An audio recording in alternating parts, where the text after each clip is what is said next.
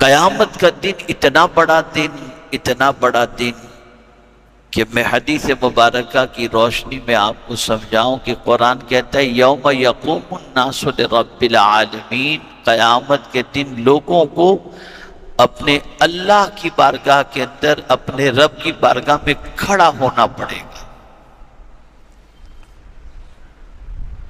کون رب؟ جس سے کوئی چیز ہماری چھپی نہیں ہے، یہاں تک کہ ہمارے دل کے بھید کو بھی وہ جانتا ہے۔ جنگل میں، بیابان میں، اندھیرے میں، اجالے میں، کہیں بھی کچھ کرو اس سے کوئی چیز چھپی بھی نہیں۔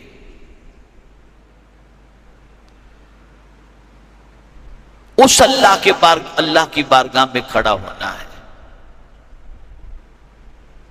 اب میں آپ کو حدیث کی روشنی میں سمجھاؤں۔ کنز العمال کی ایک حدیث ہے، ایک صحابی حضور صلی اللہ علیہ وسلم کی بارگاہ میں حاضر آئے تو آقا کریم صلی اللہ علیہ وسلم نے دیکھا کہ ایک دم تھکے تھکے اترا ہوا چہرہ، زرد چہرہ۔ تو سرکار صلی اللہ علیہ وسلم نے فرمایا کیا بات ہے، تمہارا چہرہ بالکل ایک دم اترا ہوا اور تھکے تھکے سے لگ رہے ہو؟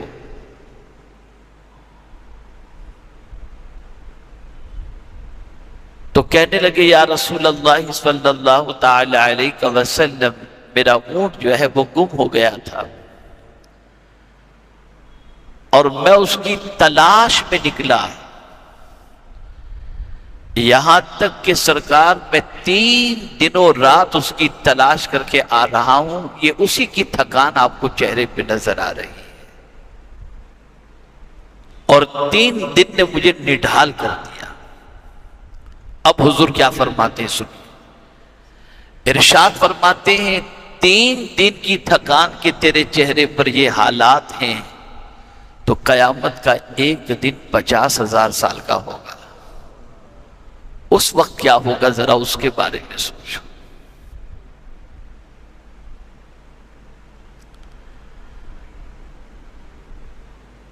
آپ ذرا اندازہ لگائیے،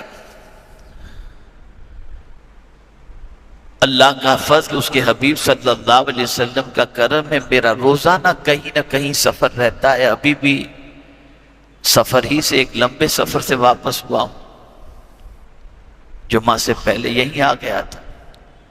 ہم جانتے ہیں کہ سفر کیا چیز ہوتی ہے، توڑ ڈالتی ہے سفر انسان۔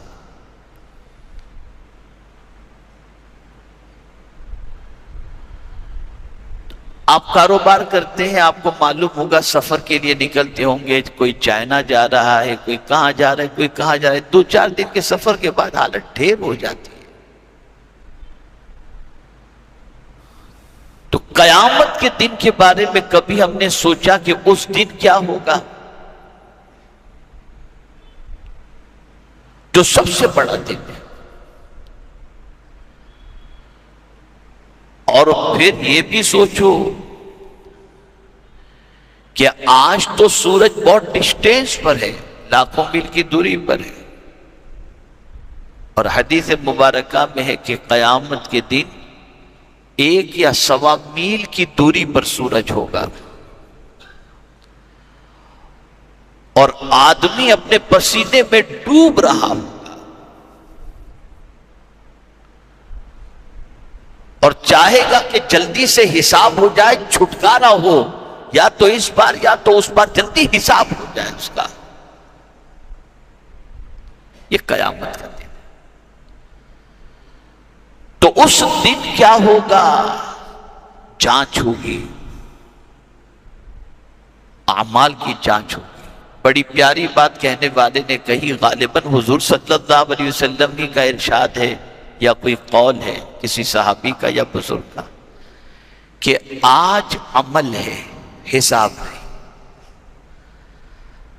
آج آپ سے کوئی حساب نہیں لے رہا، نہ کوئی مولوی صاحب آپ سے حساب لے رہے، نہ امام صاحب لے رہے، نہ مفتی صاحب لے رہے کہ کیا کیا آج کے دن، لے رہے کوئی حساب؟ آپ کے جیب میں آتا ہے سب کچھ کر۔ اور قیامت کے دن کیا ہوگا؟ عمل نہیں ہوگا، حساب ہوگا۔ قیامت کے دن آدمی کہے کہ مولا مجھے مہلت دے، کچھ نیک عمل کر، تو نہیں، تجھے زندگی دے دی گئی تھی، آج تو حساب دے، تو کیا کر کے آیا ہے۔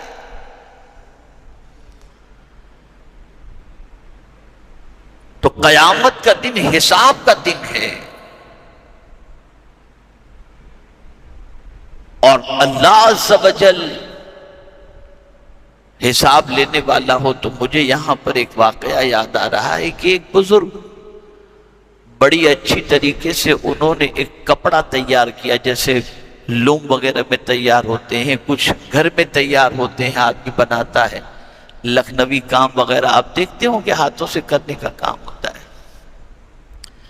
ایک بزرگ نے بڑا اچھا کپڑا تیار کیا، اور ان کو یقین تھا کہ میں یہ کپڑا اگر بیپاری کو بیچوں گا تو اچھی قیمت ملے گی۔ تیار کر کے بہت سوار دھوار کر کے اچھا بنا کر کے تیار کر کے لے کر کے گئے۔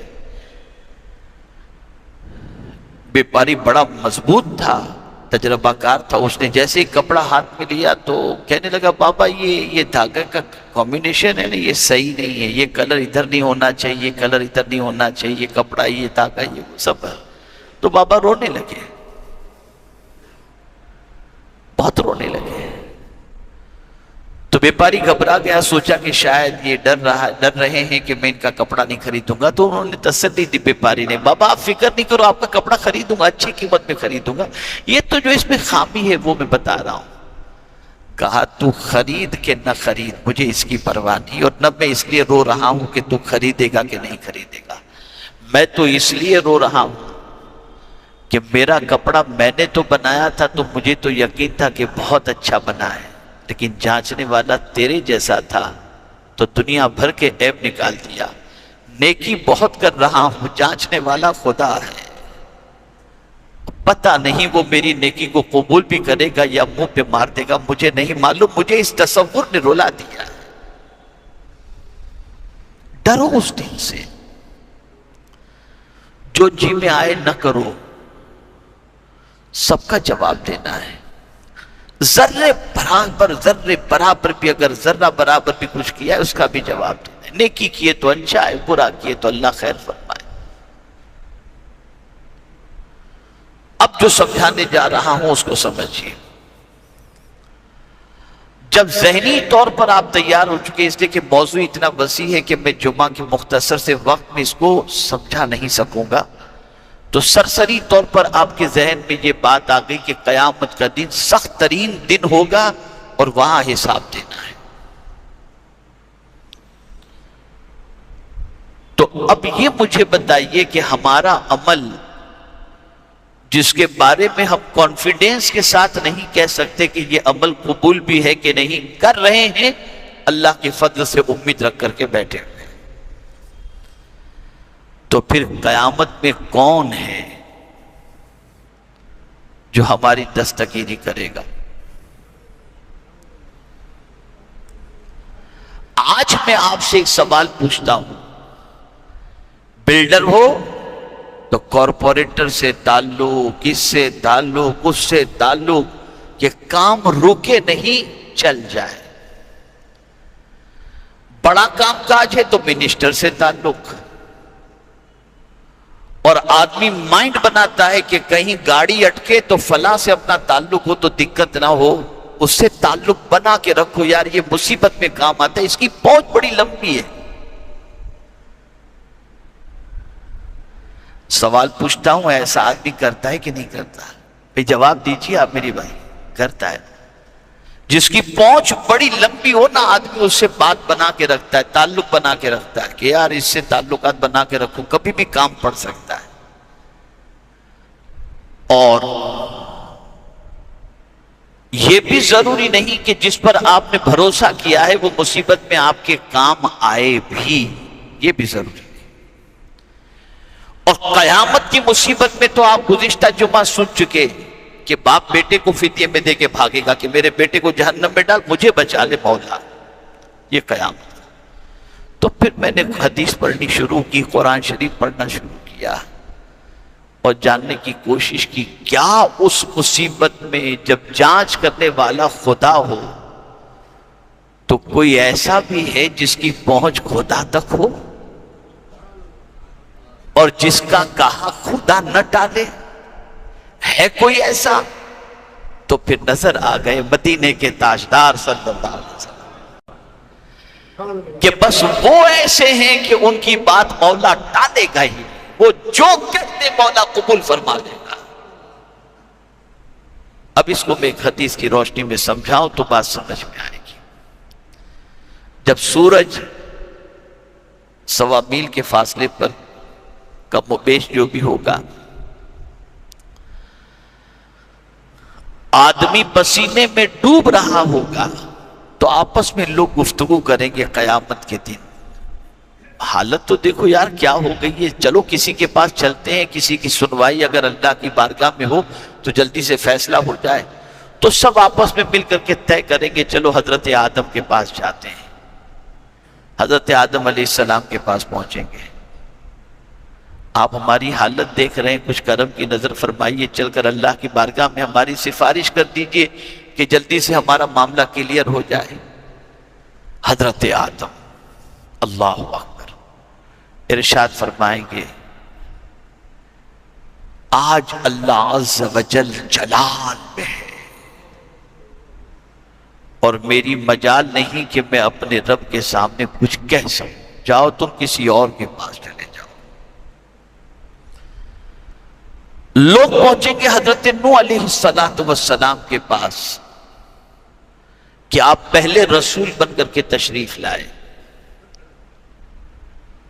ہماری حالت دیکھیے کیا ہو گئی ہے، آپ چل کر اللہ کی بارگاہ میں سفارش کر دیں تو ارشاد فرمائیں گے رب آج بہت غضب میں ہے، جلال میں ہے، میری ہمت نہیں کہ میں اپنے رب کے سامنے جا کر کے کچھ عرض کر سکوں۔